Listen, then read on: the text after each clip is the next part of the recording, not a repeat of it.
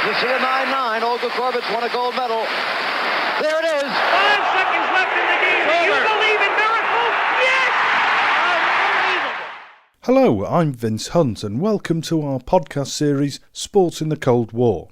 So far, we've looked at more than 20 important themes in Cold War sports history, with plenty more to come.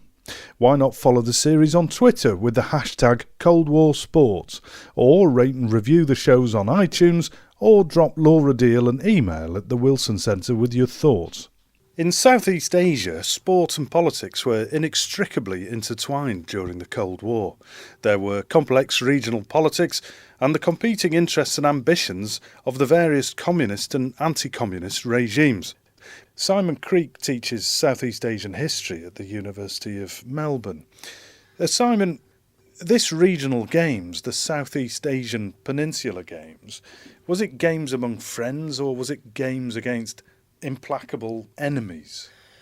Well, it's a good question. It's probably a bit of both. I mean, it's an international sports event, and I think the great thing about this Olympic model, which is what was used for the Southeast Asia Peninsula Games, or the SEAP Games, is that it promotes both nationalism for the teams taking part in the event, as well as some kind of universalism, in this case a form of regionalism between the different countries involved. Sometimes this is expressed in the form of emotions of friendship and love and peaceful coexistence and so forth.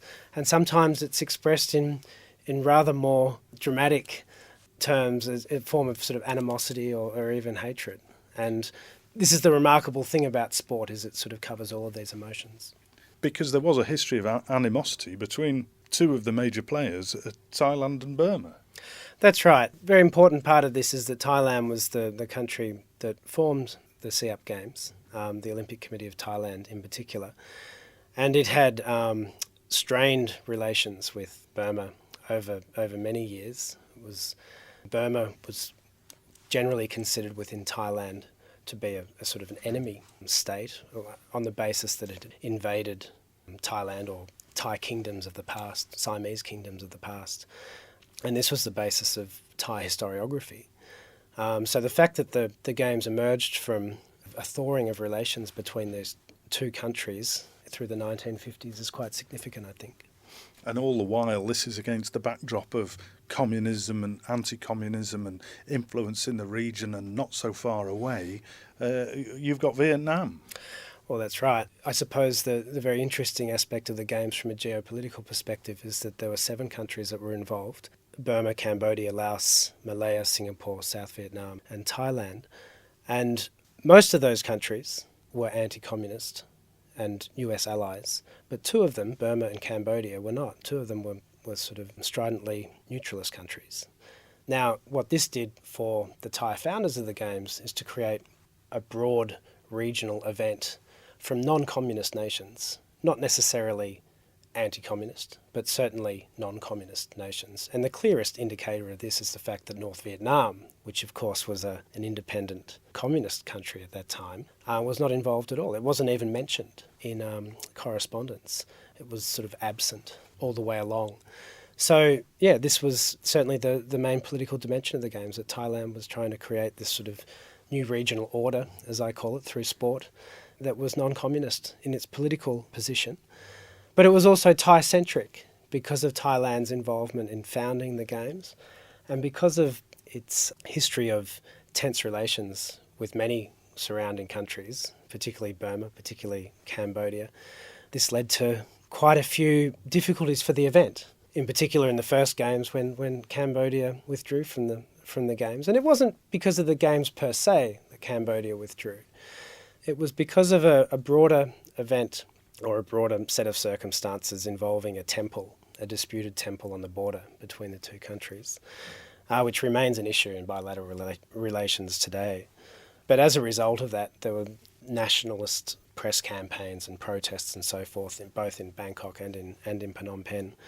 And this led to Cambodia's withdrawal due to fears for the safety of athletes and officials. But I think the important thing to understand about this is that it may have been the temple issue which was the trigger for their withdrawal, but really it was because of sort of implacable political differences particularly between the Thai leadership and the Cambodian leadership. And the idea in Thailand that Cambodia was, if not a communist country, then certainly overly sympathetic to communism, and the reciprocal feeling in Cambodia that Thailand, together with South Vietnam and both backed by the United States, was sort of out to get Cambodia in some sense. So, there's that Cold War political background that gives all of this some kind of context and meaning. What it does is it makes organising some kind of regional sporting event quite a challenge.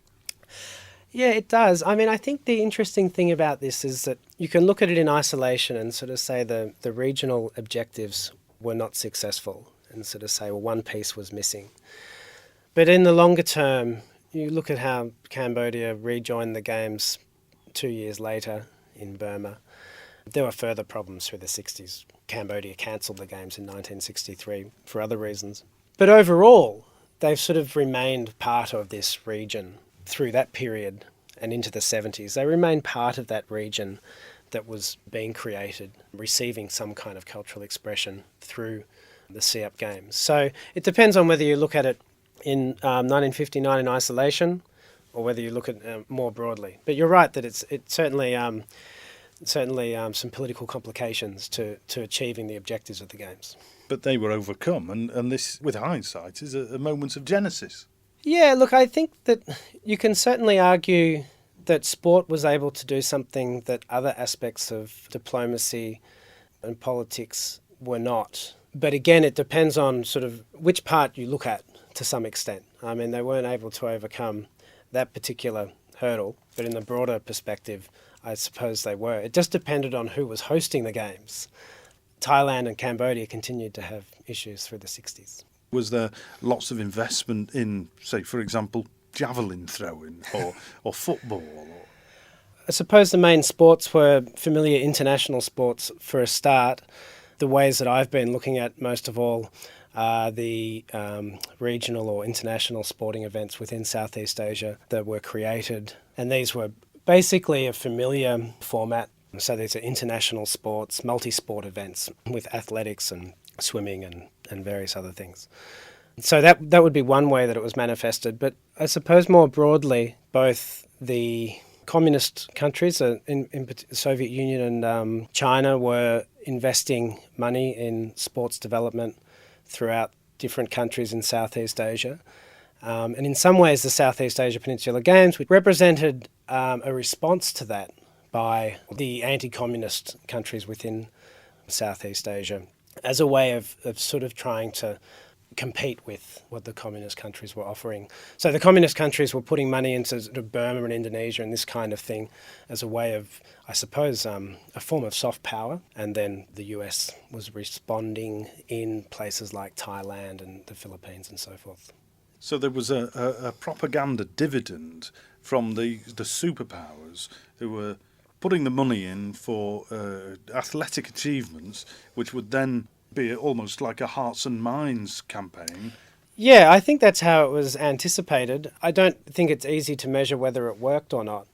Certainly, to return to the Southeast Asia Peninsular Games, the American coach of the Thai athletics team who had some involvement with setting up the event, who also happened to be a junior officer in the embassy working for the US Information Service.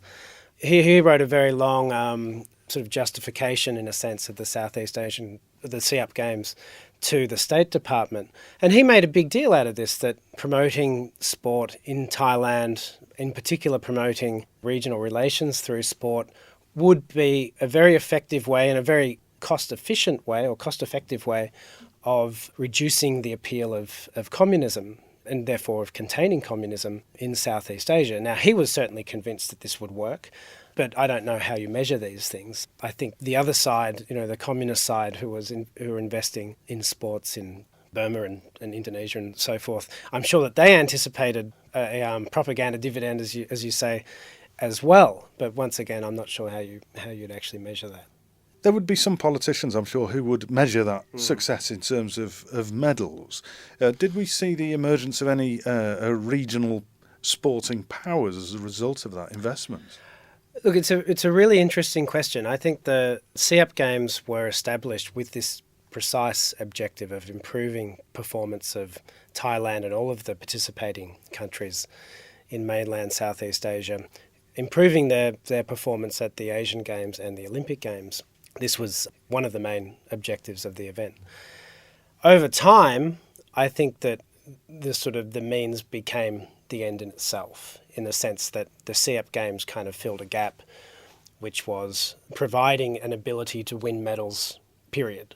And so it didn't necessarily lead to a great improvement internationally, but it did lead to the winning of many medals because they had an event that they could win medals in.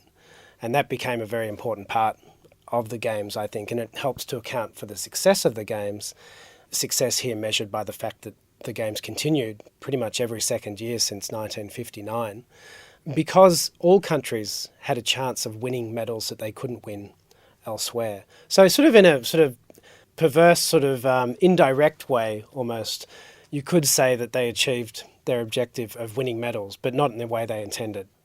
You've been listening to a podcast from the series Key Moments in Cold War Sports History, a project bringing together experts from around the world and hosted here on the Wilson Centre's online digital archive at digitalarchive.org. These podcasts are part of the project The Global History of Sport in the Cold War, which is sponsored by the National Endowment of the Humanities, directed by Professor Bob Edelman of UC San Diego, Professor Chris Young from the University of Cambridge, and Dr. Christian Ostermann of the Woodrow Wilson Centre, and run in collaboration with the German Historical Institute Moscow, the Jordan Centre for Advanced Russian Studies at New York University, and Pembroke College, University of Cambridge. The presenter is Vince Hunt, and the series is produced by Vince